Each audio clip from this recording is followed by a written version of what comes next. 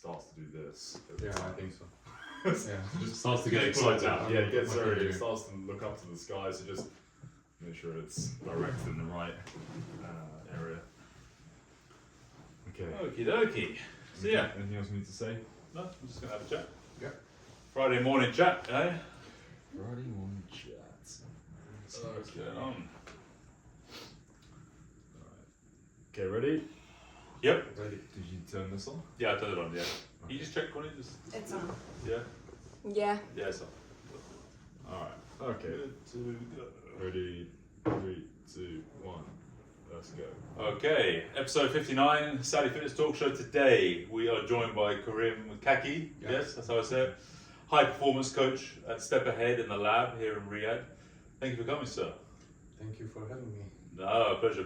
It's very excited to meet you. Obviously, we had Dr. Lucian, who was a close friend of yours, and I asked Dr. Lucian. I said, Lucian, we're always looking for guests, top people coming in. If there was one person you could recommend to come on the show, who would it be? And he said, you got to talk to Karim. Karim's the guy. So that's why I contacted you, and then I found out you sit by our pool half the time. Yeah. I didn't recognise because I saw when he sent me your profile. I was like, that beard looks very familiar. Like I see it on most Fridays. I see a guy but you have glasses on, you got your hat on. I'm like, is that the same guy? It's in disguise. In disguise, Like yeah. a celebrity, you know. Yeah, because Karim's such a big shot in Riyadh, so he's wearing, all these, the hat, the glasses, and I was like, this guy looks so familiar, but I'm not sure if it is the same guy. There's a guy who sits by the pool, with my daughter and my son and everything, swimming, and it was, I see most of summer lurking by our pool, with everyone else. So, yeah, it was good. But anyway, it's good to finally probably meet you and talk about. I didn't realise that you're in the same industry that we're in. Yeah. Which is awesome. So been like 7 years. 7 years. Yeah. I'm young, by the way. Yeah. Yeah, I'm 27. Nah. Yeah. Well, same. Oh, I'm 28. Yeah, you're 28. Yeah. I thought you were older than that. Yeah. Okay. Wow. Mashallah. So, so you were in Beirut before. Yes. But maybe tell people about what you were doing there and what you do. Yeah, I'm based in Lebanon. Yep. I changed 3 major before going in this field. Oh, sounds good. I think. Yeah. You there? Yeah, I was studying Spanish and Russian at university for a year and decided I absolutely hated it because it combined the 2 subjects I dropped as soon as I could at school, which was English literature and history, which actually I like history now, but back then I didn't like history. And so then when I started doing Spanish and Russian at university, it was all reading like 16th century Russian literature and Spanish, and I was like, this is like the worst combination ever. So then I dropped it. In the Middle East, it's different. I wanted sports from the beginning, but my father no, you won't do sports. Yeah, You're gonna be a PE teacher. Yeah. Like, why? I wanted. He said no, it's either doctors or engineer or something. Lawyers. Yeah. Yeah. So I started studying forensic science. Okay. Yeah, I failed. And then I switched to optics and optometry. Okay. So eyes. Yeah. Also, I Failed. And then I went to sports management. Yeah. But it wasn't me. Like I didn't want this. I want something like sports, like activity and everything. Mm-hmm. And then I sneak out to Step Ahead. Yeah. They were opening the school. Mm-hmm. I met them. I want them. I told them I want 1, 2, 3. I want to be like this. I want to be like that. They said we're good. You're in the right place. Yeah. I started with them without telling anyone. Yeah. For 3, 4 months. My father thought I'm going to the university. Just bring your mic up a little bit. Oh. Yeah. So he thought I'm going to university. Okay. And I wasn't. Sneaky. Yeah. You were sneaking behind his back, yeah. Yeah, and started with Step Ahead. Yeah. So what I want to know is when did he find out? What happened? He still doesn't know. He still doesn't know. I'll Yeah. see you today. After 4 months. After 4 months, yeah. And what did he say? Do whatever you want. Yeah. I'm giving up with you. Yeah. Yeah. I know. It's a bit like my dad. He wanted me to go into the city, work in the bank, and all this. And he said, "Oh well, you got your Spanish. You can translate. You go work for a Spanish bank." I was like, I'm not interested. I don't want to. I hate sitting down. Even this is long enough sitting time, an hour and a half, whatever we'll do today. But I've got to be up, moving, doing stuff. Not just sitting in an office for 8 hours a day. Exactly. Yeah. Just do what you love. Yeah. Sports. And were you into basketball? You a basketball fan as well? Yeah, Yeah. yeah. What is it with their legs? These boys. Lucien's got massive quads, you've got big quads. What is it with you guys? Lucien also. Yeah, he's got like, his genetics. we call him Quadzilla. Quadzilla. Genetics. Yeah. Lucien Quadzilla, that's what we call him. Like, Yeah. I played basketball in Lebanon, but I wasn't like pro. I was like semi-pro Okay. till university, Yeah. and then you realize, this is not you. And I've got to be 6'6". You know? What, or Yeah. 2 meters tall to even, Yeah. get there. And I stopped it. I just playing it as a hobby. Yeah. Mm. Time to time. You play here in Riyadh as well, or? I broke my finger. Ah, your finger, okay. Yeah, my thumb. Oh, the thumb. I was going to say, why do they put a wrist cast on you when you broke your fingers? It's a dislocated joint. Yeah. Playing basketball, yeah? Yeah. Oh, when? A couple of days ago? On Sunday. Alright, okay. Dislocation, and I have ligament rupture. Yeah. Well, they normally come together, don't they? Yeah. And what, was it literally bad dislocation or minor? It was bad. Was it facing a weird direction? Bad. Was it pointing back at you? Like, It was bad. Yeah. yeah? Yeah. Oh. I felt it here. Yeah. Did you tear any muscles or No. nothing Good of the thing, no. adductor pollicis or anything like that? Oh, it's good. Well, that's lucky. Yeah. Flexible thumbs then, yeah? Just not the ligaments though. And you work as a high performance coach, yeah? So you were Step Ahead. You're right. So when you started with Step Ahead, what was the first initial position? Were you just working on the gym floor, or you? Because Step Ahead's you were saying to me the other day, it was a fitness company. It was gyms. It's a big company. It started the mother company called Step Ahead. It's Yeah. split into two: sports school Mm-hmm. and fitness, Good. which is called the lab. The lab. Yeah. Okay. So the lab, everything in sports, performance, post rehabilitation, Mm-hmm. PT. Yeah. For school, we do everything. You can learn everything in the school. PT, SNC, sports nutrition, sports media, sports psychology, etc. Basketball, football, coaching, and everything. Mm-hmm. We are in Lebanon, UAE, here, and soon in Qatar. Mm-hmm. We are launching, I think, the school here in early 25. Oh wow. Okay. Yeah. The actual school, yeah. Yeah, we're gonna open the school here.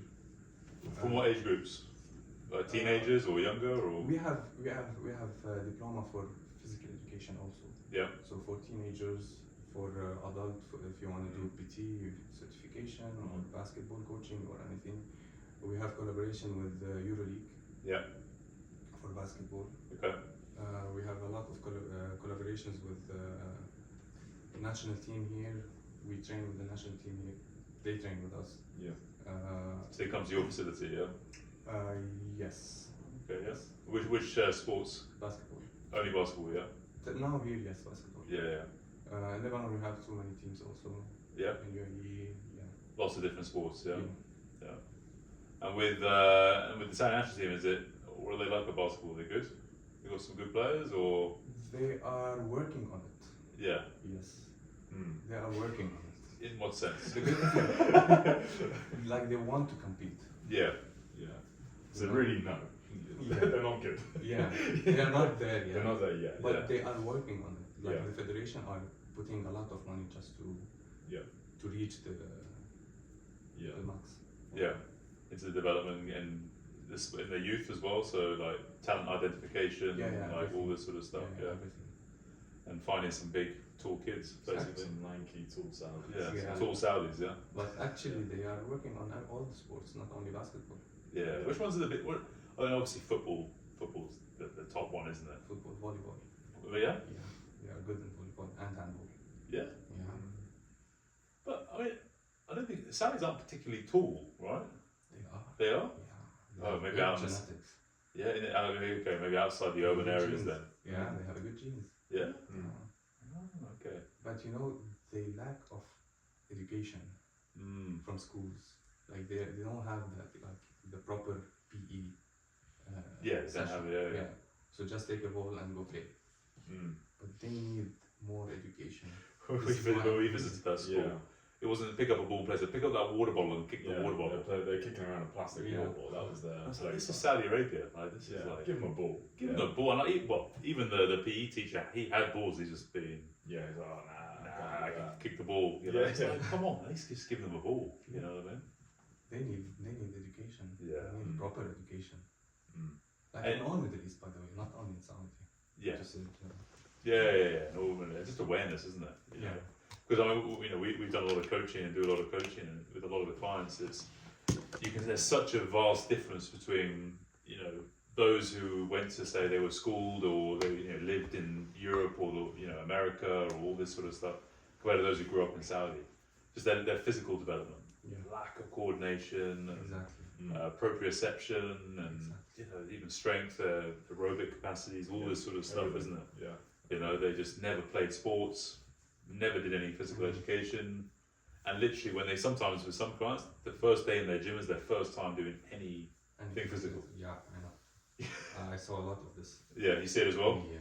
Yeah. They have a lack of coordination between right and left, upper and lower. Yeah. It's very bad. Yeah. No gait pattern, Nothing. no cross patterning, like And zero muscles. yes. Sad. Yeah. And that's it. They might look skinny, Yeah. especially with the thobe and Yeah. everything, you know.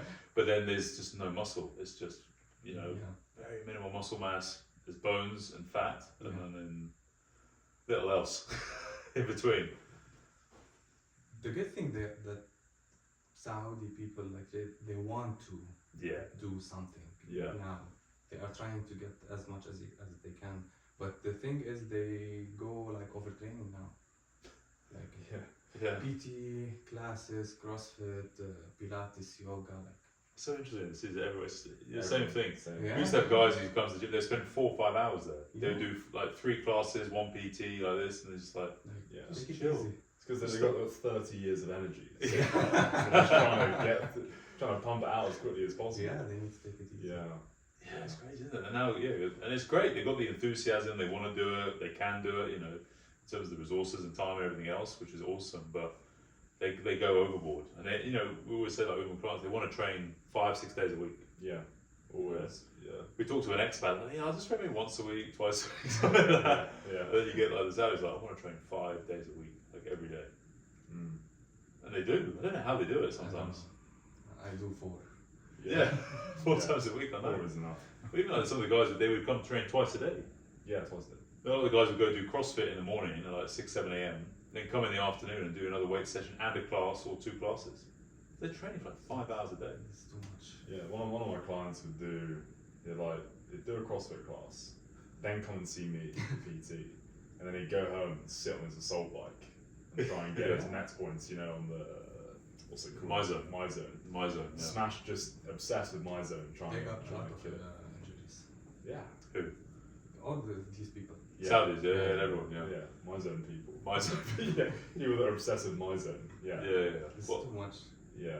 I know, you know, with a group of people I train, this little community, it was, you know, a lot of them just don't move a lot. They weren't moving a lot. So I was like, let's come up with an idea to do an October step challenge. Alright. Get them, you know, the steps. They use their phones or their Apple Watches or whatever. So I created a group and get them moving because they're on average. Most of these guys were only walking, I don't know, doing 2, 3, 4,000 steps a day. I was like, right, let's just see if we can get them up to 8,000. What a mistake that was. These guys would then do. There's about 10 of them in the group. They're doing like 20,000 steps a day. Right. Yeah, Just became obsessed. They're up till 3 in the morning. Up till 3 in the morning, walking around their compounds, just walking, and it all because you know it was a live leaderboard on the app, so Yeah. they could see like literally as they were walking, who's walking, and so someone would see they'd be sitting in their home at 11 o'clock at night, just about going to go to bed, and they see that one of their friends overtakes them, so they would jump out of bed, jump out and start walking. But they're so especially with numbers, they're very competitive, Yes. and they love numbers as well. When it's like the My Zone thing, Yeah. like the leaderboards, they get hooked on that stuff more than like the UK. I don't remember. Well, I think it's just all new here. Yeah. Where it's been around for a while back Yeah. home. True. Everything's new. Yeah. Everything is new. Yeah. With all these different bits. So what other sports? You said basketball. You're saying volleyball. Here, Yeah. they are good in basketball, volley, and handball, Handball. Yeah. as I know. Yeah. Weightlifters. You get there's a few good weightlifters. I think, isn't there? Ish. I didn't see. Yeah. But yeah, I think, and with your journey with Step Ahead, like you're saying, because you kind of when you were doing sports management. So what was the first job they gave you? What were you doing? I started working with the owner. He was in the national team, Lebanon basketball Okay. national team. So I started doing internship with him. Yeah. I knew that I'm in love with this. Yeah. I love working with athletes. Okay. Was he S&C coach? Was he Yes. physio? Yeah, S&C. Yeah. Sports science. Sports science. Yeah. So I loved it. Yeah. And I started working on myself with him. Mhm. I want to be like this. Yeah. So he started putting me in such situations, like under 18 national team, just for one session or two sessions. And then I started doing PT on the side. Yeah. And taking like youth players, Mm. football or basketball or anything. And then step by step, well, like after 1 year, I took to my first division team basketball. Okay. It started with me in. So leading a group of players, yeah, doing all Yeah, that coaching yeah. and. So I want to unpack that a little bit more. So like why did he accept you to be an intern? What was the process? Did you go find him? Did you did he see you like, or how did you guys first meet? He does some advertising on the TV and everything. Everyone knows that I had an around. Okay. So my dream was like I want to be like with them. Yeah. So when I went to meet him, I told him. He told me like I have. But how did you meet him? Did you email him? Did you No, I just just call went. him? You just went. Yeah, just. You went to the facility. Yeah. And what happened? Did you just sit there for an hour, hours, or what? We had a meeting. Yeah. I told him. He told me like if you want, you need to start from here. You need to start. But before you even had, I what? This is something for our listeners, but a lot of people we talk to. Yeah. Is that a lot of people just wait for things to happen. Yes. You know what I mean? They're like, oh, I emailed him, but he didn't respond to me. Yeah, because this guy's a big shot. But you went to the facility. I was in. But how did you start talking to him? I was in university. I had finals. Yeah. I had a break for 3 hours. Yeah. I said like, this is not me. I turned my bike. I went to study. In your lunch, in between lectures. Yeah. That's Between awesome. exams. Exams. That's even better. Yeah. Exams. Yeah. I went. You're like, I definitely failed that one. Step ahead. Let's Right, go. new career path. Yeah. First exam, I fucked it. I went to the facility like I want to talk to this guy. Yeah. What do they say? Like, no, he's busy. What do you want? Yeah. I want to be with you guys. Yeah. Like, what? I want to study. I want to be a. This is the receptionist you're talking to. Yeah. Yeah. It was his sister. Okay, his sister. Yeah. It started like family business. Okay, small. Yeah. He said, "What do you want to study?" Like, I want to be a PE teacher. Then he came. He told me I have 1 year to open the PE Department. Yeah. Or, yeah. So I have another thing now. You can start with this. Mm. And I told him what. He told me like it's fitness expert. Yeah. What is fitness? I don't know about anything. Yeah. I've literally just come out of sports management exam. Yeah. Yeah. I've got no idea. Yeah. He told me it's a PT, SNCA, sports nutrition, post rehabilitation. It's 1 year diploma, and you will be good to keep going on PE. Mm-hmm. I told him like, I don't know anything about PT. Yeah. I'm very bad in the gym. Just give me a ball and I can play. Yeah. He said, no worries, I will help you. How old are you? I was like 19. Mm-hmm. He said, no worries, I'll take care of you. Just start and we'll see how it goes. Mm-hmm. Alright.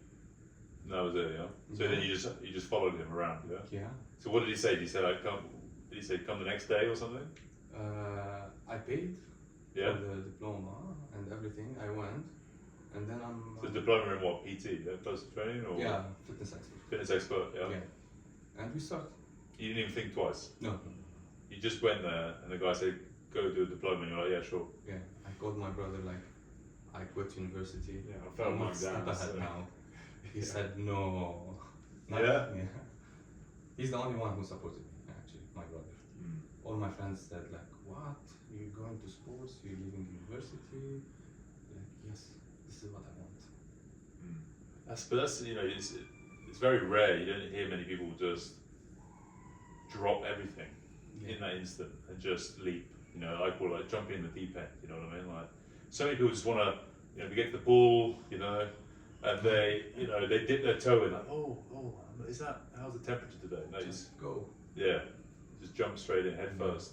And so what do you say, like, come to the gym tomorrow like 6 a.m. or do you start working with them instantly, or you have to do your exams first? Or Yeah, what? we start studying first, everything. So you wanted you to study first, Yeah. do that, and then come into the It gym? took me 2 years, I think, to work with them. Oh, wow. Yeah, I was studying. Were you in contact? Yes, he's the teacher. Oh, he was the teacher. Okay, fine, okay. Yeah. Is that not at university though? It's an institute. It's a school, a big school. Fine. Okay, yeah. That course you did, that fitness expert course, is that in person? You go in a Yeah, classroom kind of style? Yeah. We were like 30 students. Yeah. Yes. You do anatomy, physiology, all everything. biomechanics, like everything. Yeah. Programming and everything, and then you have the practical part. Yeah. So, and then after 4 months, 5 months, first certification, PT, you do theoretical exam and then practical exam. So taking someone through a session. Yeah. Something like that, And then you have to do like 100 hours of internship. yeah. And then you keep going. You finish. Then you go on to the next phase. Yes, you go strength and conditioning, same thing. You finish, you go post rehab, and then sports nutrition. Sounds like a great course. Sounds good. It's a natural process. You Makes PT sense. to S&C to Yeah. rehab to then like nutrition. Yeah. And the people that gives the lectures are, which one? First one is Fuad Judges, the owner. He was an SNC, physiotherapist, doctors, nutritionist. So the specialist gives the courses. Sounds good. It's a really natural flow. I haven't really heard about it before. I know, like you, we have like the undergrad and you have like postgrad, which is people kind of follow that more at university level. But yeah, that's a very natural sequence. Yeah. You know, that you start with personal training, then you move into more S&C performance-based training, then into rehab, like how to fix, you know, people, and then the nutrition side, because that just delves even deeper, you know, into. And there's a requirement. You can't come say like I want to start with SNC. Yeah. If you don't have a PT. Yeah, you have to go through the funnel. Yes. And if you have the PT, they do the test to see if you can be in SNC. Oh, really? Yeah. Like what? Like what sort of tests they do? I really don't know, but they are like a theoretical test. Yeah. Do you know everything about physiology, biomechanics, and Can you count reps? yeah? Can you count to 5? Yeah. Yes, I can count to 5. Good. Because all you're going to be doing is 5 reps. Yeah, 5 reps. Yeah. For S&C, we're just doing 5 reps or less. That's it. Yeah, just the numbers. Yeah, and there's more, you know, there's more sports science involved with it, and you know, tracking and Excel spreadsheets And because there is a lot of PTs are not good enough to be in SNC. So what? So for like say personal trainers listening to this, what do you think it takes to go from being a PT into an S&C? What, you know, from your experience, but also from this institute, what's the criteria? First of all, you have to love what you're doing. You have to love SNC. Yeah. You have to know the sports. Yeah. You can't come to do an SNC to train, let's say, a basketball team. Yeah. You know that you don't know the game. Yeah, you have no idea. Yeah. Yeah. You have to know the games. Mm-hmm. You have to know the body. You have to listen to the body. Mm-hmm. And everything. You have to know everything about the sports, especially in PT. Yeah, I think that's the big difference, isn't it? PT is more just general, whereas S&C is then for sports and performance and activities and things like this. You know, what I mean, whether it's a marathon or you know whatever it is, you know. But S&C definitely for more the sports and so on. I think from what you gather here, there's a big well, there's just not a lot of S&C coaches here in Saudi. I don't know a lot. Yeah, there's very few from what we know. Yeah. There's a lot, you know, even comparatively, there's not actually a lot of personal trainers, even coaches generally, but a lot more than SC coaches. I think this is kind of the next frontier for personal trainers or coaches in Saudi Arabia right now to go into SC because of all the sports development they're doing and you know investment they're putting into it, Ministry of Sport. I know 2 to 3 guys. I think You do SC, yeah. Yeah. Yeah. I don't know more. Yeah, 5 now. Pleasure. Yeah, it's. I think S&C has a big problem with its name because CrossFit coaches will say I do strength and conditioning, and they're Yes. not wrong because they do strength And condition. and conditioning. Right. They're not actually lying, but it's not what we know as S&C, which is Exactly. what you study for. The program. What did you say? What did you say? Call it sports performance or something? It should be Sport yeah. performance coaching. Yeah, I What's a get better that. name for it, Karim? Sports performance, I think. Yeah, That's then it's yeah, I guess so, something like that. But It doesn't have the same ring, does it? It doesn't have a ring. I don't know. It's a difficult one. But yeah, no. In Saudi, there's not too many that have studied strength and conditioning for sports Yes, performance. exactly. It's a long way of saying it, but they've not actually studied that. It's quite hard to find. Mm-hmm. But I think more people will come here. Obviously, you got the Olympic Committee, Saudi Olympic Committee. They're hiring coaches quite a lot. They're desperate for coaches, aren't they? They are. Every time I open LinkedIn, which I don't do very often, but every time I do, there's a new advert for the Saudi Olympic Committee. They're trying to bring someone in. So it'll be interesting to see who that brings in, and then what happens to those group of coaches once they've finished with the Saudi Olympic Committee. Will they go into the workforce here outside of that bubble or what? Yeah. Do you guys run an S&C course, or like do you have the institute here as well in Saudi, or not yet? In Saudi, it's online now. Online. Yeah, it's online Mm. because we're here for 2 years. So still new here. Yeah. Yeah. Now they are finishing the thing with the Ministry of Education to open the school here. Nice. Okay. You'll be teaching. There will be an S&C course. Yes, everything, all the courses. The PTs, all Yeah. the way through. Yeah. Yeah. That's good. It's needed here. You have It's sports media, sports psychology, all of them. And that'll be under the lab or Under the Step Ahead. under Step Ahead. Yes. Okay. Step Ahead Sports School. Yeah, because we did some research into it, wasn't it? Yeah. Earlier in the year, and it's just like it's because we know a few guys in the Olympic Committee, and they're like, taking assists. I was like, well, there's really no body here. Yeah, not even the ministries offering an S&C course. Even the universities you went to, like the sports science. Yeah, went down to the university, managed to meet with the dean, and just walked in. I just walked in with confidence. I walked in. Only in Saudi you could just like. Yeah, just rolled up and ended up meeting with him. And they have sports science or sport management and this kind of thing, but there was nothing S&C based or rehab based at all. And they had some like answer like, yeah, well, we encourage our to do practical things as well. They didn't have any education on it. So I think with Step Ahead coming in and doing some S&C, you can pull from the universities. Maybe they have a base in sports science or sports management or something. Exactly. And all the PTs as well. All the PTs, so many. Yeah, there's a lot of PTs here. Yeah, more and more and more. A lot of PTs. yeah. Yeah, between that side, because I think that's it. A lot of people are. And that's the thing, even with general populations, people are doing it because there are more opportunities to play paddle tennis, to go on all these runs, and even Tough Mudders. Like there's all these activities and sports now being offered that general population want to do, but they're not being properly prepared, and they just need that extra step now. You know what I mean? Yes. Instead of just doing all the kind of the general sort of PT, which is great, it gets you a good foundation and everything else. But I can kind of feel, especially now that the fitness industry has been going on here for like maybe 6-7 years, like kind of properly. 7 years. I mean, they introduced it about 20 years ago with body mass, but that wasn't, but seriously, like properly the last sort of 7 or so years, people are now starting to get more of an understanding, and even since I've been here the last 6 years, it's a big difference when I came in 2018 compared to now. Even the same clients, they were brand new in 2018, and now they've been training for 5 years, so they're now pretty competent. Yeah. You know what I mean? Yeah, with lifting and how to do stuff, and they're looking for the next more performance. Their goals have shifted to more performance related. You know what I mean? Yeah, I got you. They want to run this now in a certain time. They want to. I don't think I've done the marathon. I've done a half. I've done a 10k. Now I want to get faster at my 10ks. Yeah. You know what I mean? Not just be able to do it. It was like 3 years ago. It was all like just being able to do these things for the first time. Just participate. Now they're like, oh, I'm pretty strong now. I can do that. I know I can run 10k. Now I want to get better at it. Consistency. Yeah.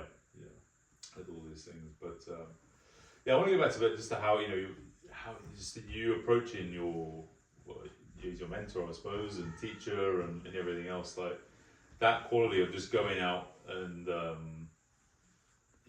going out and just talking to that person.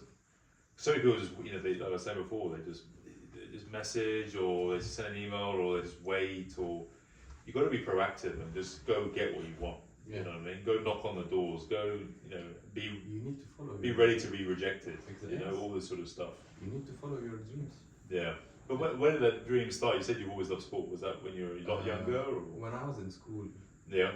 at my school, they love sports. Yeah. So it's a big school. They have many branches. Mm. So we do every year like a school competition Yeah. in all sports. So we start doing competition at the age of 6, 7, I think. Mm-hmm. So I'm in sports since then.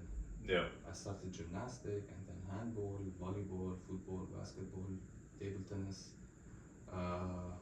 track and field. Okay. Yeah, so they love sports and they are very interested in players, and they give scholarship sometimes. Mm-hmm. Just they want to win. Just So it started there. Mm-hmm. I was competing in all sports. I love it. Mm-hmm. Since then, like when I was young, I said like I want to be a sports teacher. Yeah. I want to do something in sports. Yeah. And then, you know the story. Mm-hmm. And when you started the diploma, were you being paid to do the diploma? Yeah. Yeah, you being paid. Yeah. Did you pay, or they? Or No, I paid. Were you getting a salary or anything No, like no, this? nothing. So you're working I was working in a for toy 2 store. years without. In a toy store. Yeah. Thank you. Yeah, and then when you in your first, so after you qualified, you went straight into step ahead. Yeah. Yeah. And what was your role straight away? PT. PT. Yeah. Just start at the bottom. I Yeah. started PT. Yeah. And you have to start there, work your way through, Yes. You have to. You have to. and get then some you can do experience. S&C afterwards. Yes, you Yeah. have to get some experience. So I started PT, and then I started with the young athletes, football athletes, but individual. And then after like 6 months, they put me in football team, Mhm. youth football team. Were you being paid? Was it full time, part time? Yeah. Full time. Yeah. I'm with them. Yeah. Okay. Good. So they started. I started with the youth team for football for like 1 year. Yeah. And then he told me like there is an offer in first division basketball team. Do you want? I said yes. Mm-hmm. This is what I want. I started, and then it went. Then from So you there, spent 2 years working in a toy store while you're doing your I worked diploma. for 4 years in the toy store. Yeah, 2 years before I was in university, Yeah. and then with stuff. So you could do your diploma and study. Yeah, I need to pay. But, Yeah, yeah. I need to. I got sent I showed you, didn't I? I got sent this this message, and it was through a friend whose friend had asked her about, he's just finished university, Yeah. and just finished university. I think he did something like sports science, something like this. One of these, no experience, no real qualifications, nothing to do, and he's just been offered. She's like, "Oh, is this a good job offer?" And I said, "Well, firstly, he's lucky he didn't get a job. He offered a job as a personal trainer. But he hasn't even done his diploma yet. He's done nothing." And I was like, "They're offering him $7,000 a month. He's got no experience, no qualification." It was 8,000. It was 8,000. Sorry, yeah. I was like, "That's amazing." Yeah. When I started, I didn't get paid. It was all part time. I was scrubbing the floors, hoovering at 11 o'clock at night underneath the treadmills, whatever it was, I was like, for a first job straight out of university, get paid 8,000 reals plus all the benefits and commissions and everything else, and you got nothing. I was like, why are you even asking me? Why are you even talking to me? The first thing, you just got to jump straight in.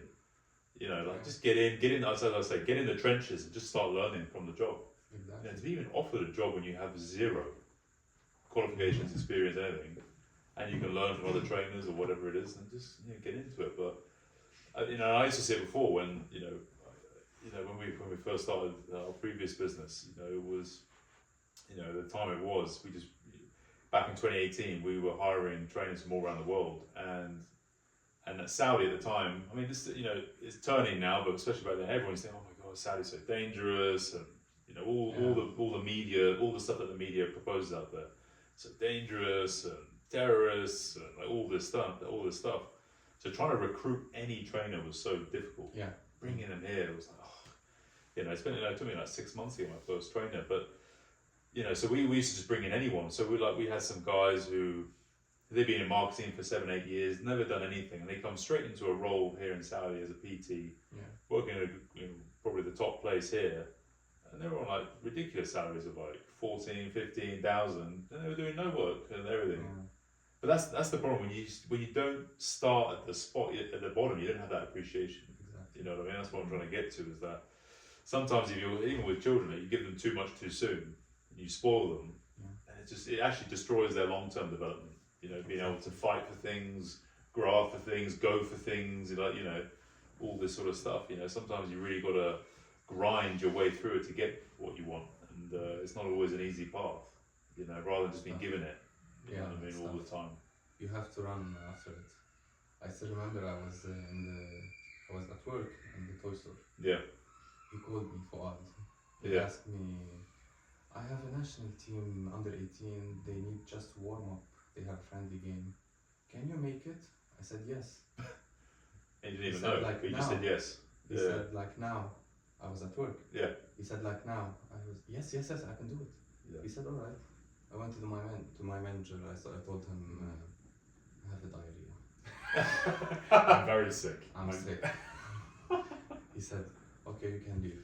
Okay, bye. to the basketball court. Yeah. Nice. So I was just following what I want. Yeah. There's an obvious pattern, isn't there? You just want to do it. I just really want to important. get more experience. I want to get to learn. I want to know everything. And even if he called you at 3 o'clock in the morning on a Saturday evening or whatever, I don't mind. Yeah, you'd be up and out. Yeah. And that's it. It's attitude. They always say your attitude dictates your altitude. How far you can grow and how high you can grow. Because you know you're gonna be like, oh no, yeah, I'm on shift till 5, or you know another 4 hours on shift. I could do it afterwards, or oh, it's a bit inconvenient at the moment, you know.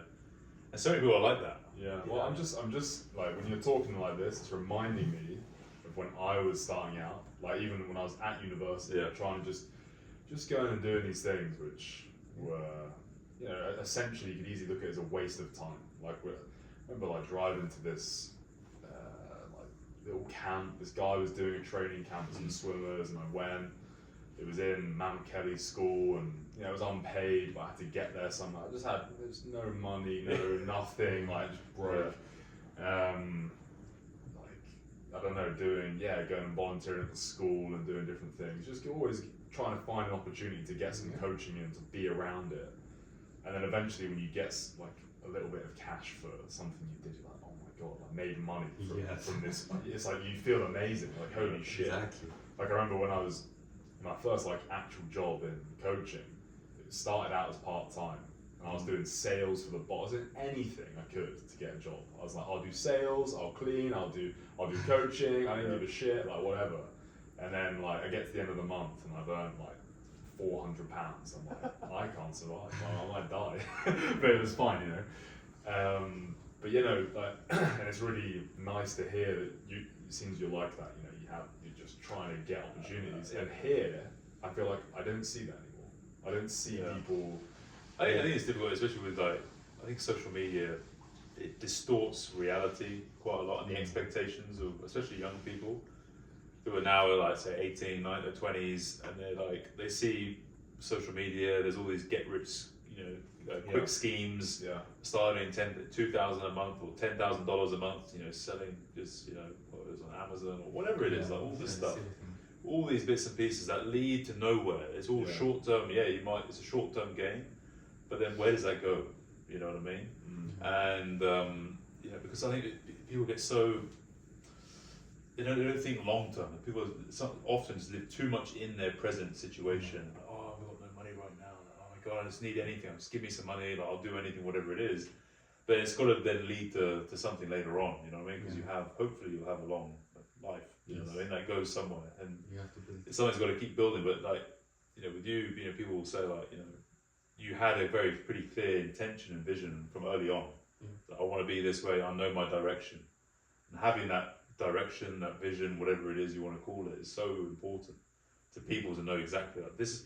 And that's it. Like, it's not. People get obsessed with the goal, but sometimes actually what's more important is just the direction. Yes. I'm going this way. Sometimes I'm going to have to veer this way a little bit, and I'm going to go this way, and I have to go back a bit, and then I go forwards again. But I know I want to go that way. Yes. You know what I mean? Because some people say, I just want to get to the goal and everything else, and just and focus on the destination too much, rather than just like set a direction, because life always throws stuff at you. You know what I mean? Definitely. Whether it's COVID, whether it's this or that, or different thing, circumstances change. The only thing is just to keep going, to say that direction you want to be able to go. Baby steps. Yeah, You'll get there. and it takes time. No, takes a lot. Yeah. I still remember my first time I was with the basketball team, first division. Our first game, I cried, like I made it. Yeah. Yeah. Nice. I was proud of myself. Like finally, I'm doing what I love. And what do you see? Just you're here now. How does it look like the guys that are a bit younger than you, or do you see guys coming through maybe to step ahead or in this industry in Saudi? What do you see from those guys? Do you see a lot of good people coming through? Do you see good work ethic? Do you not see that? What does it look like from your end? Actually, I love it because there's a lot of people like they want more education. They want more exposure, everything. Yeah. They trying to find everything, not only step trying to find courses. Yeah, that's good. Yeah. They're hungry for it. It's a bright future for SNC. Yeah, I think. Well, there's going to be so many opportunities with all the sports and everything else they're putting forward over the next, 10, 15, 20 years. Social media and it make it easier to learn. Yeah, faster as well. Yeah, you get access to anything. Yeah. 2 months ago, I contact one of the SNC in NBA. Yeah. It's too easy now. You can go and learn. I'm still learning, by the way. Yeah. I'm still finding courses, finding books just to learn, to keep updated, because it's changed a lot. Yeah, of course. I mean, you're still young. You have to. I mean, this is it. Like this industry, just I've been doing it for about 15 years now, and I still feel like I know nothing. Exactly. I'm still like, oh my god, this is still. Things some areas are more fluent than others, but then other areas like there's still a whole other area that you just, and then you find someone else on Instagram or YouTube, and you're like, wow, he knows so much about this topic and specialize in that. And this is why I just we talked about it before on the podcast. Like this is why whether it's online coaching or even if you put it on education stuff, like Karim was saying, you can just access an MBA top coach like that. Send them a direct message. Send them direct. Can you train me, or can I do your course, or that? And you can learn from the best anywhere in the world. Exactly. So some of these guys who are younger, who've only been a coach for a couple of years, or whatever, and they're selling their courses, and you can buy my programs. Like, why would I buy your program? But I can go learn. I can get a program from the top CrossFit coach in the world for about probably the same price. Yeah. You know what I mean? Matt Fraser's. I can get Matt Fraser's course. Yeah. I want to go train with him, or I don't know, any of these guys like Mitchell Hooper and World's Strongest Man. He does all his programs. Okay, I would try. You can train with the top coaches now. Before it was like you're scrolling through forums online to try to understand and just get access to these coaches and all this sort of stuff. That's why if you're in this mediocre department, it's purely a marketing scheme. You know what I mean? You have to be a good marketer, and that's it. Yeah. Yes, and it's a good community, by the way. All the SNC coaches, there is some competition between SNC and coach, but it's a good community. So if you talk with NBA coach, he has the pleasure to talk to you. It's fine. You can learn. Yeah.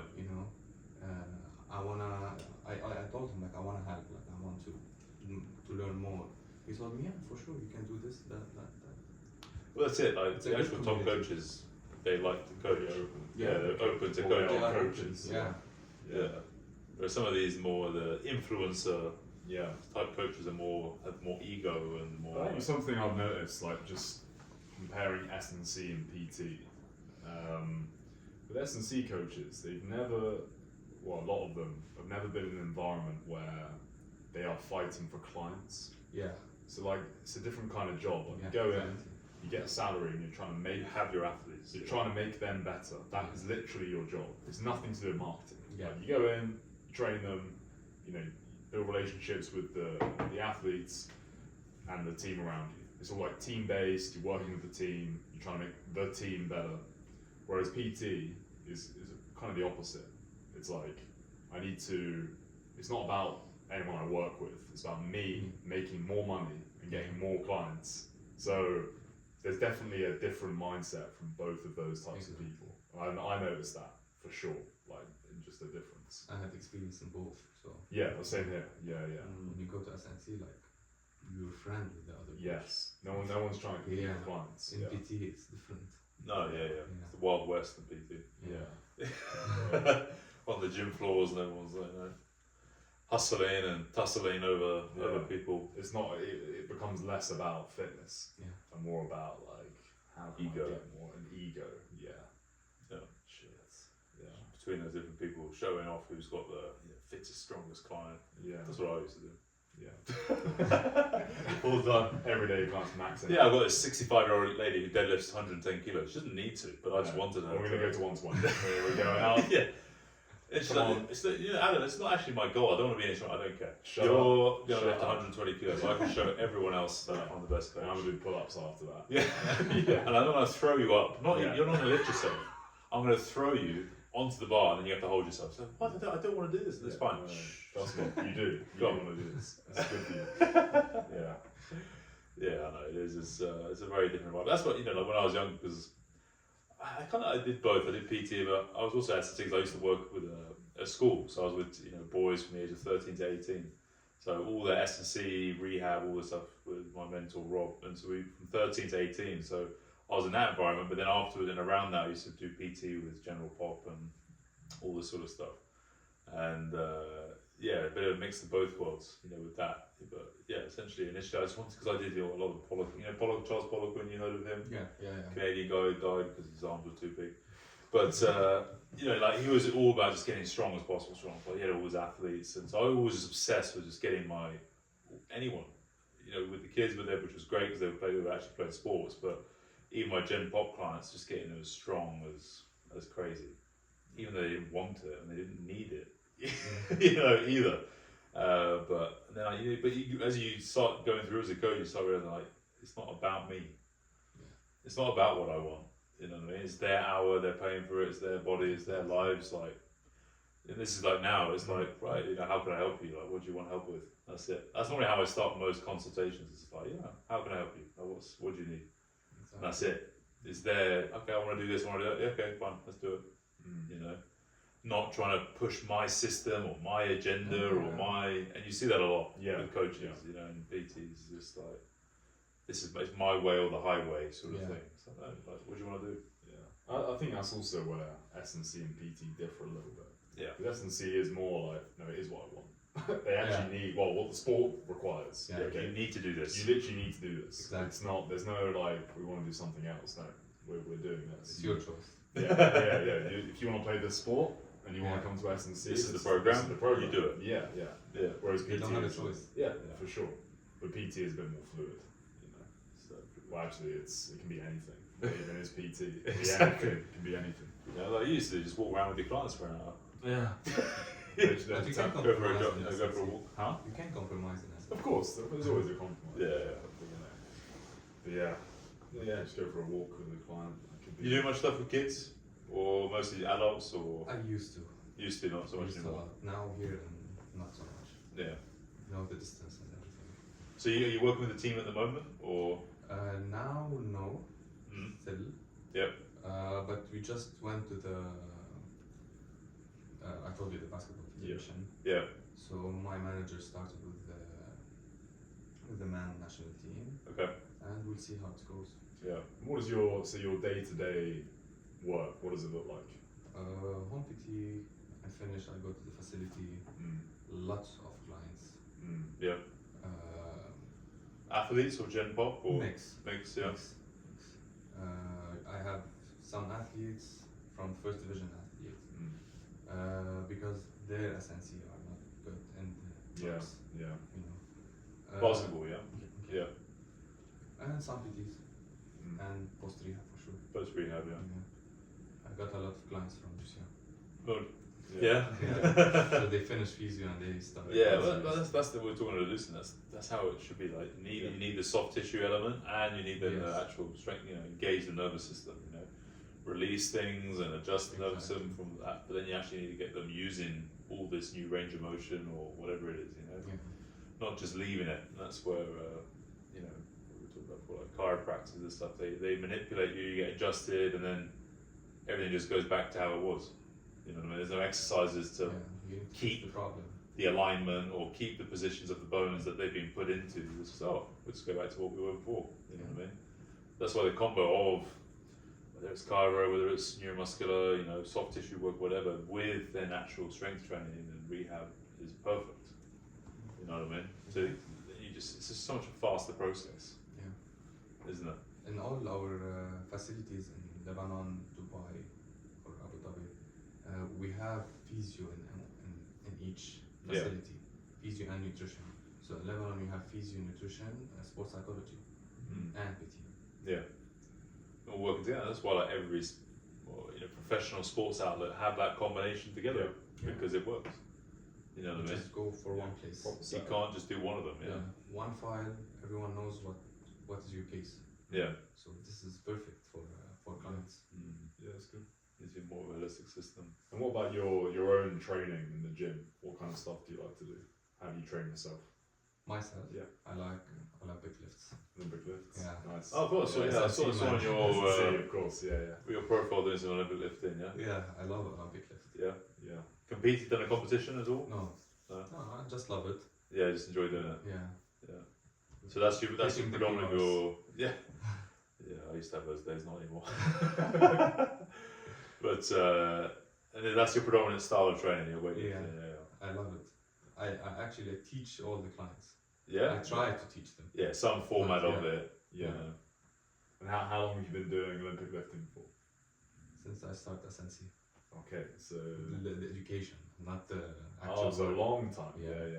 Because one of the practical exam in SNC, it was like I have to do Olympic lifts. Yeah, I know. Yeah, you have to go through. Like UKSCA. Yeah. So I started learning, and I loved it. So How do they break it down? Was it overcomplicated, like when they taught you, or they taught it pretty simply? For snatch and for like. Because I know like UKSCA, like the UK Training English Institution, they have a textbook this big about how to do the Olympic lifts. When I went to Kazakhstan, they literally taught Olympic lifting like this. It was just stand, jump, catch, stand. That's it. That's it. That was the technique for weightlifting. As simple as that. Not a textbook of like 283 pages on like all the joint angles and like all this stuff. You don't need this. So they've overcomplicated it. Yeah, it's too complicated. Analysis by paralysis, isn't it? They just overanalyzed it. Yeah, it's the first pull, transition, second pull, catch. That's it. What are your numbers? Got some good numbers? I think, I don't know. Clean, I have 150, 60? Oh, no, 110. Let him finish. Don't just. I wanted to try it. Yeah, 110, 115. Yeah. Snatch, I have like 90. Okay, so they're pretty close to each other. Yeah. So you're working on your strength at the moment? Yeah, I can't. You can squat though. I am. Weightlifters is always there. If you had any wrist injury, elbow, hook grip. Nice. Yeah, I can't do it. No, but whenever weightlifter had an injury, anything in your upper body, you just squat. You do the what's Smolov program? Oh my god, that is disgusting. The Smolov squat program. You ever done that? Heard that one? Smolov? No. After this research, I'll send it to you. it's the dirtiest squat program. There's also just a Russian squat cycle. Yeah. It's just sixes. No, 6 doubles. I think and it just goes up and down. Yeah. Whenever a weightlifter has an injury to their upper body, they just squat. Nothing else. Squat. Just do squats. You can do anything also. Can you? No. For a weightlifter, it's actually impossible to do anything else. Possible. Yeah. There's only one exercise. The one rehab exercise in weightlifting is squat. Back squat. Not front squat, just back squat. Back squat. Yeah. No other exercises. Yeah. But and I remember one coach telling me when who was it? I think when I was in Kazakh or no, it was my Iranian coach. He said, "Your upper body is hurting because your legs are weak." It's like, what? He's right. He was like, yeah, he's an Iranian coach. He was like, yes, your upper body is injured. Yeah, like if you hurt your wrist, because your legs are weak. It's like weak legs. Yeah, so now you do squat. Yeah. Squat for 3 months and then you go back. Yeah, good. It's like, What? Yeah. Like maybe no, put it on my shoulder. I dislocated it 5 times. He's like, no, weak legs. Weak legs. Weak legs. Yeah. Yeah, It's a solution to everything. no. Is weightlifting big in Lebanon? It's not that big. I don't hear many people doing that. No, it's getting bigger and bigger. Like maybe like Bahrain, they got all these guys from Egypt and Colombia. There's a Colombian guy lifting for Bahrain now, isn't he? Yeah, They bought him. They literally just paid for him. Yeah.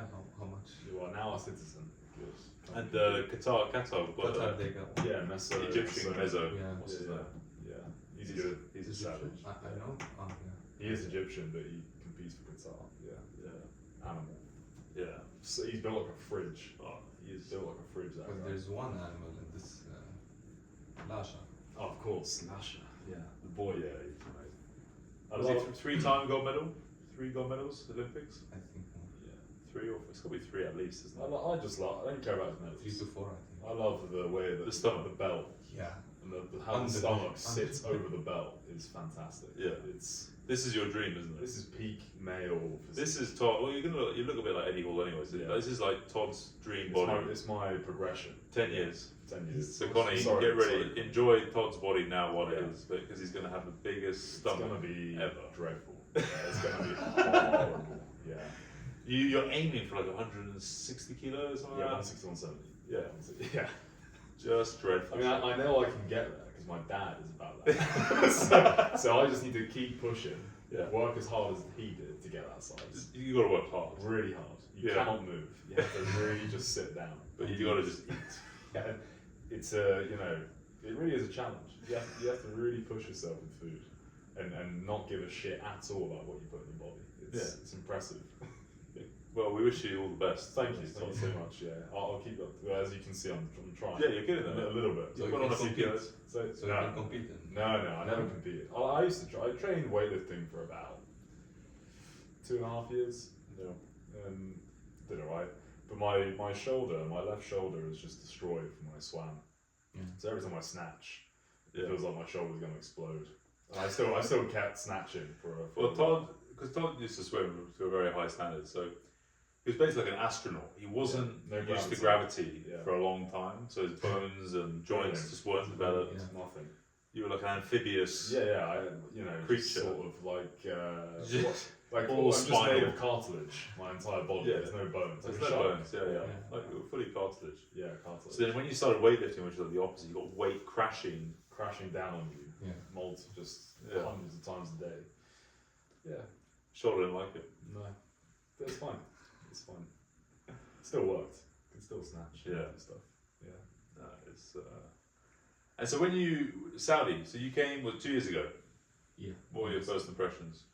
You come straight to Riyadh, or did you go somewhere else? No, straight to Straight to Riyadh, yeah. I was shocked. Yeah, Dust Bowl. They told me like, It's okay. We're pretty realistic on this show. It's okay. yeah, but they told me like it should be worse than this. Yeah. It's gonna be like this. Oh, so they prepared you properly then? Yeah. Like it's shit. That's what I used to do all the time. I used to tell like this. You're coming to It's so a hot. terrible place. And so they come and like, wow, it's actually It's not too bad. It's like my father-in-law used to be like, is there even supermarkets there? Yeah. Yeah, of course there's supermarkets. You're like, it's My like dad camels, was- like people riding around. Yeah. I was like, come on. My dad was like, how do you get to work? Get on the back of a camel, go to work. Just saying this kind of thing. Yeah. Yeah. But it's actually livable. Yes. It's livable. It's livable.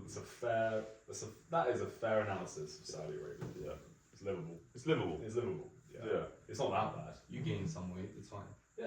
Yeah. It's part of the process. Part of the protocol. Yeah. Yeah. You Yeah. just eat. Just bulking forever. Eat, drink coffee, Yeah. Sit on the pool. sit by the pool. Yeah. Could be worse. Could be worse. Yeah, because are you from Beirut? I'm from Beirut. From Beirut, yeah. Yeah. And that's I've never been, but I've heard it's Yeah, awesome. so- It was like, amazing place. when things getting better, you have Yeah, in the past, Yeah. and right now it's Yeah. pretty crazy at the moment, yeah. Yeah, it's very hard. But in the past, I mean, it was like the nightlife capital of. It was crazy, wasn't it? The Middle East, amazing. Yeah. Man, summer in Lebanon, it's crazy. Is it? Yeah. Yeah. Everyone I know, every Lebanese person I know, is Yeah. like, you have to come. Yeah. to Beirut in the summer and just Especially in the summer. enjoy. Yeah.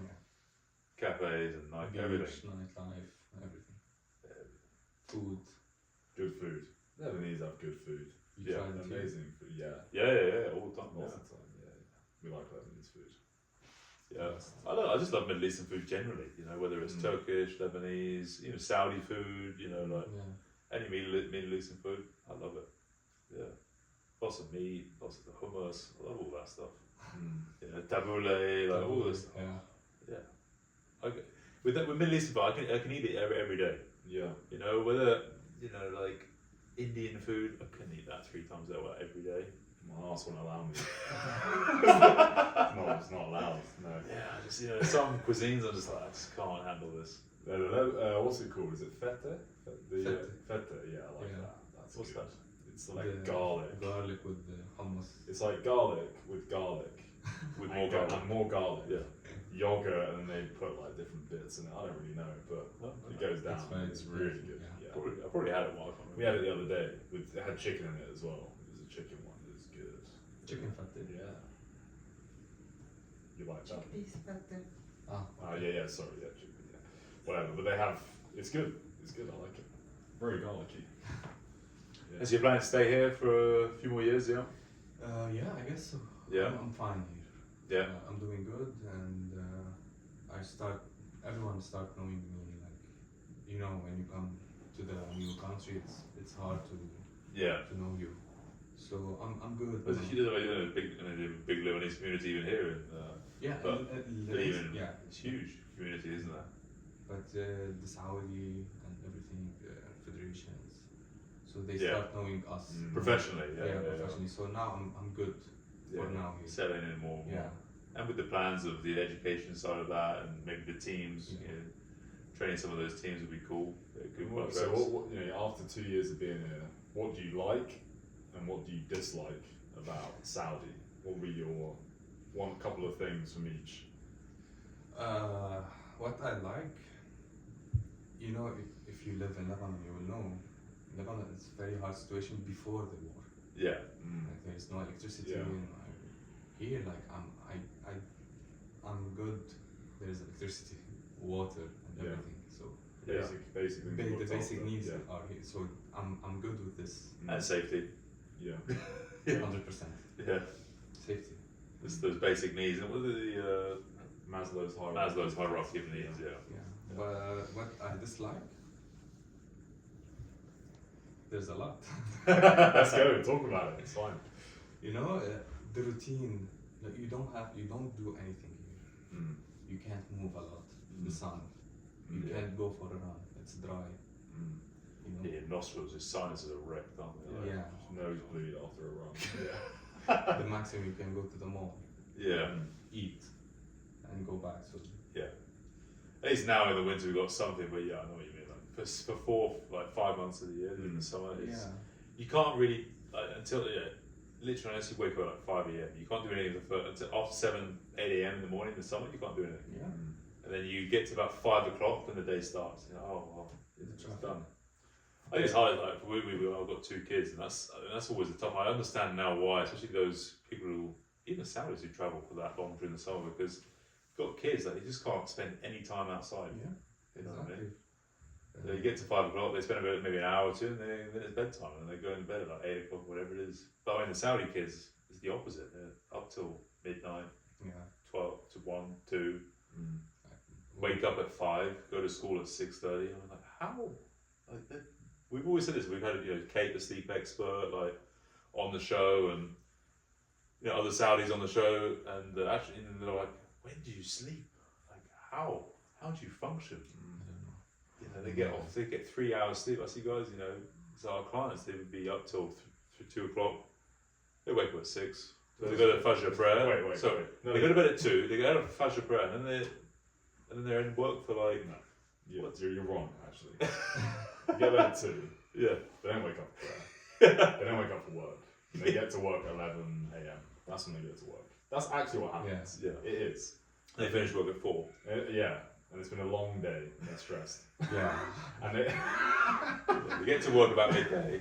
1 meeting. Then it's lunchtime. lunch. Lunch. Go out for lunch. Yeah, And they lunch have to at pray. 2. Dunkin' 2 or 3. Donuts. And they have to pray in the. Yeah. Right. 10 coffees. Just constantly with a coffee. Never without a coffee in your hand. Yeah. Yeah. And then they finish by 4. Yeah. Well, the best one. Tired. Knackered. Absolutely knackered. One of my clients the other day, I was like, what time do you finish work? She goes, oh, we were talking about the morning when she gets in. I get in about 10, 10:30. I was like, she said, yeah, but we finish later here. We finish at 6 o'clock. Okay. Or sometimes, like, she said 6:30. I was training her at 6:30. I was like, 6:30 now? What do you mean you finish at 6:30? So, oh, yeah, well. Yeah. He's like, no, in the UK, they're in the office at 8 a.m. or earlier. And they finish at 6 p.m. Yeah. Like, that's what happens. They just didn't realise that. And then you have an hour and a half commute either side. And you just go on the tube or whatever again. Yeah. Oh my god. Or driving back to a different city to go and work. Yeah. Yeah. Pretty much. I think you're right in saying there's not much to do still, is there? Yeah. Like, you have Boulevard, which is like my worst nightmare. You can go once. Yeah. You go once. Yeah. And then. Like, great. Yeah. That was loads of traffic, really busy. Yeah. And my kids, they get so overstimulated. Like, all the lights and the music and the noise, like everything, then they just can't sleep. So I'm like, I'm not taking these guys Yeah. over there. But yeah, we go like once and then it's enough. You can go one. Yeah, it's That's it. crowded. Yeah. It's not you going there every night and No. enjoying it there. Come on. Yeah. And the traffic's mental getting in there. It's just. This is a big problem. When's the underground opening? You know? It's meant to be any time from now. Yeah. Meant to be. The train. Yeah, the Yeah, trains, I yeah. think I have a client who works in this. He told me like end of December. Yeah. Oh, I heard October. Then I heard November, and now I'm hearing this. You're gonna use it? Well, it depends where it goes, but if it goes to like the airport from like here, I would. Yeah. That's it. Yeah.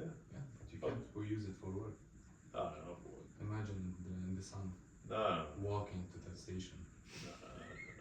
No, no one's using that train. Listen, especially Saudis, they're not using the train. I know. They'll say they will, and they'll try it once because it's new. And they'll put it on Instagram. Amazing. Back in the Snapchat. car. Back in the car. Yeah. Snapchat. Yeah. Snapchat. Snapchat. They don't use Instagram. No. Yeah, I don't know. I think it'll be mostly like expats like us who would use it the most, probably, if anything. But I was like, Do you know what? the Saudis aren't going to use it. Look, I like the idea of it, and we have to remember our jobs. All the construction workers aren't going to use it. All the Bangladeshis. Our jobs are kind of unique, right? Like, Yeah. if you worked in CAF, Yeah. you actually worked there, and you had a station outside your house, Yeah. you'd be stupid not to, because parking, That's what I'm saying. traffic, Like Yeah. more like expats like us is going to So, probably use it. potentially, yeah. You know what I mean? From a compound to Yeah. CAF to back, or Leia if you work in that area, like Kingdom Tower or something. That makes sense to actually use it. Where do you have station here? I think there's one. They put one over there on the main road. There's one there, but that's still 10 like minutes. that's a 10-minute walk. But the thing is, it's impossible to walk there. It's just like you have Yeah. to cross a highway or something. Like, it's hard to do. You know? But that's where they say they built the buses. So the buses will take you from. Yeah. And even our bus, there's not a bus There's stop no right bus. here. You have to walk up to Yeah. the bus over there. Same. The buses are meant to take you from there to the stations, and then the station off. But I don't know. Not so. I hope it works. Yeah, I think people people might use it more in the winter, but summer no one's using that train. No. Like, unless you literally live by chance, your compound, your apartment complex, wherever. Literally, there's one like just outside, and then you get into CAFT or something like Yeah. that. Then you probably use it, but Be interesting. yeah, I think they've still got a long way to go. People, they're moving fast. I think they'll move a lot faster than Dubai did because of just technology and they've got more resources, all this sort of stuff, But it's still Saudi hasn't started yet. It's what we've said before. Like Saudi's start will start, properly start. Not even properly. It will just start from 2030. Like now's all the preparation. Like it's just it's still transitioning. Exactly. It's the They need transition time. period. They need time. Like, it takes time, and then even like culturally, psychologically, everything. Two For people, it's generations. going to take time. 2 generations. I Yeah. think. It's going to take time. These things. So, people come in here. A lot of people are looking at Saudi now, obviously, because it's on the map, and they've got the footballers here. People are hearing about it a lot, and they're doing this. They're investing all around the world and all this stuff. And they're trying to attract people. And the big thing now, like talking to a few people, was that they want to keep. They're having and had such a high turnover of expats like us. Because people come, and yeah, they're on good money and better money than they would be wherever, like Dubai or wherever else, but they're like, the lifestyle is not great. I'd rather earn a bit less and go back to Qatar for now, for another 5 years or so, and wait. You know what I mean? Yeah. So, and hearing from a few people who work in banks, stuff like that, they're like, the next big agenda, one of the agendas, is to try and keep expats here. They're going to make maybe next year or year after the opportunity for expats to buy property, real estate, all this sort of stuff, because they want to try and keep people. Not only just get the tourists in who go in and out, they want people to come in and then stay. Yeah, I know. You know what I mean? I don't know. I don't know. Yeah. It's a work life here. Yeah. You just work, go to bed, go to work, go to bed. Weekends you just eat yourself to your comatose. Like Tom does with his butter bread. This morning. Yeah. You found the name out for it yet or not yet? What's the name of that bread? Butter bread. No, I don't know. It's this Yemeni bread with this black sesame seeds on it, and it's just ghee and ghee bread. it's just like it's just dripping with oil. So good. And Todd, Friday mornings. Yeah. And Tuesday It's what mornings. Lasher would eat. Lasher would love. You just fold it in one. Yeah, just fold Swallow it into a little slice of pizza. Pour the lamb into it, and then it's so good. Yeah. No, it's they got a long way, but they're doing stuff. I think that's the thing. Like they are doing stuff. It's going to take time. Sure. They're moving with all the projects. I see so many things on YouTube from people who aren't here, who've never been here, slamming Saudi, like all these projects and nonsense. Like, they're all having financial. You guys are just taking your information. Like you haven't actually been here. You don't know. I was talking to this accountant who works in a big firm, and he was like, "They are fine. Yeah. They're good. Yeah, they're doing okay. They're okay." We need to give them some credits. Yeah, and they're following the Norwegian system, which of creating, they're putting all their into these huge funds. Like Norway is like probably one of the best systems in the world for this, because Norway's had huge oil reserves, but they put it all into these, I don't understand it fully, but these funds that lock it in, and all this sort of thing. And Saudi's just copying the exact same thing. So I think they'll be fine. Yeah, they'll be fine. And the people who are running this country now are very smart. Yeah. Young, smart, highly educated. They were all around the world educated. Yeah, for sure. And that's it. When you got a population where 70% of the population is under 40 years old, and a lot of the ministers and people in the government are all around their late 30s, 40s. They're only thinking of the future. Yeah. They have big families, their kids. They're thinking of the future, of a much brighter, different, bigger future. So I don't know. I think that they're going to do it. They do. Maybe they were, but that's like, it's like the same thing when you get to January where you're like, oh right, I set my goals for the year. You might not hit them exactly, but you're going to get close to them. Yeah. Or you may hit some of them, but if you don't hit them, you're probably going to get very close to them. It's that old saying, oh, you aim for the stars, if not, you hit the moon, or whatever it is. Like Saudi had these huge plans, huge visions of this and that. 100%. If they, even like with neon, everyone's like, oh yeah, well we said like, oh I knew it wouldn't be able to do the whole thing. Look, even if they just do a kilometre of it, it's ridiculous. Yeah. But they'll do more than that. Yeah, they just keep adding to it. Yeah. They do a kilometre, then add another kilometre on, and maybe add another kilometre on, and just. And the square, you knew about it. Yeah, It's insane. Murabba, yeah. Murabba. Yeah. Is it 400 by 400? Yeah. By 400, it's just insane. Yeah. That is going to stand out, like, massive in the city. Big block. But that's it. Like I think the people who comment, they're such small thinkers. They're just looking for views. They look at life through, they're looking for views on that side of things, but they often just look at life through a straw, and they don't understand. They're not reading the actual game, which is like Saudi is it's all attention. They just want the attention at the moment. They don't care, even if they don't build half this stuff. It doesn't matter.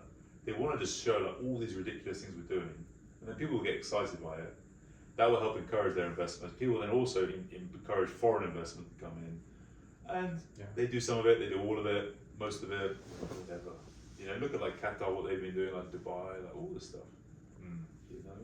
It's just attention. Their people are happy. Yeah. Sure. The Saudis are very happy. They have great lives. Yeah. They're super happy. And then, from the outside world, everyone says how suppressed they are, and all these regimes care. and And they love their country. human rights. They love it. They love their king. They love their Yeah. country. I love that national. Yeah. I wish we said before. I want to have we should have a UK National Day. Yeah, But it's not happening anytime soon, is it? we're doing the opposite. Yeah. So no, I think it's great. It's fun. It's fun to be here. I think there's no other place like it. I've got another client of mine who was like he was living in London for 12 years. He's a investment banker, worked for one of the biggest banks there. And he's just moved over. He's originally from Saudi, from Jeddah, and he was in London. And he's like, no, I said I had to come back. Like, now there's no other place like Saudi. Yeah. He said it's just so much going on, what they're doing, and it's a rare place to be right now. But yeah, no, I think they're moving, but with their sports in particular, they've got to focus more on the kids. That's the next generation. They need to start. They need to put the infrastructure and get the Yeah. coaches in. They've got to put the programs together and build for the next 12 to 20 years. Yeah, they You know what I have to. mean? They have to. Get those guys going, because the athletes now who are at the standard, they're okay. They're not by international standard. They're poor. You know what I mean? Yeah. But because unfortunately they probably just didn't have the access. They didn't have the same thing competition. They didn't have it's the same thing. And like even with football, like they're flooding the market now. Like even the national team. So one of my clients was they're taking the Saudi national team is taking a little bit of a hit because now they're not playing week in week out for halal and because of all the international players. I've seen it in rugby with France and with England and like all these guys.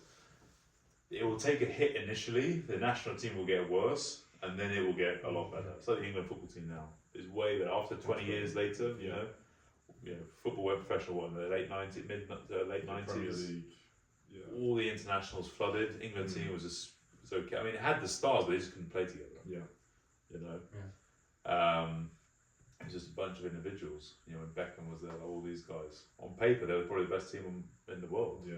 But just couldn't link together. But that's the same with Saudi. Like all these guys now aren't playing, but they got to just go play. They put them on loan somewhere. Go play for a lower team, but just get playing. Yeah. That's the most important thing is to play, not be on the bench. Exactly. I think a lot of even young guys. I remember when I was at school, a lot of the kids were like, "Oh, I want to play for the top team. I want to play for Saracens. I want to play for Wasps. I want to play for this." Like, well, why don't you go play down in, like the second division and just play every single week? Rugby will develop way more compared to playing like you're not even playing week in week out, just being on the training pitch. And that's You it. have to play. Yeah. You have to get That's some it. experience. This is what we do in basketball in Lebanon. Just play Division 2. Yeah. You get some experience. Yeah. And Yeah. then come to the D1. You can play. And go from there. Unless you have you're good, Yeah. too good to play Yeah. D1 at 18. Yeah. But Yeah. otherwise, Yeah, no, well, I think, as I said, I think it's a good place to be. Exciting to see. Hopefully, they're getting the right people in. They got to just keep the right people, and they just got to, put the, they tend, especially at the moment, overspend in places they don't need to spend. You know what I mean? Yeah. Like just get the right people in, let them do their jobs. You know what I mean? 'Cause that's a lot of that as well. They bring in all these top people, but they don't let them do the jobs. Let them do their jobs. exactly. Why bring these experts in if you're not going to let them do the job? Exactly. So 100%. I think it will shift that way eventually. I think more and more. Right, good. Yeah. Karim, thank you for joining us on the Saudi Fitness Talk Show today. Thank you. Pleasure having you. And where can people find you? And maybe we'll put there any Instagram handles or anything like this. Yeah. But where do you want to point people who are listening to find out more about you? It's Karim Kaakky on Instagram. Yep. That's it. We are at the clinics. Yep. The lab. You can. I'm always there. And step ahead. Step ahead the lab. Step ahead the lab. Yeah. Cool. Nice. Great. Thank you, sir, for coming in. Thank you. Thank for you. this. Yeah. Cheers.